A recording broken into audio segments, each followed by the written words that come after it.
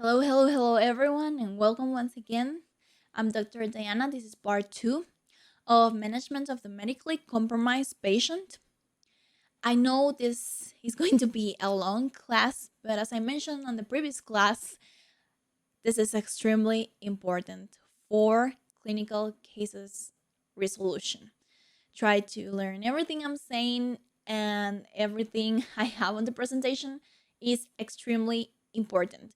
I'm gonna try to do this on a fun way so you can really remember it and watch this as many times as you need to memorize this.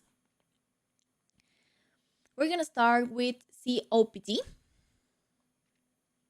and COPD is chronic obstructive pulmonary disease.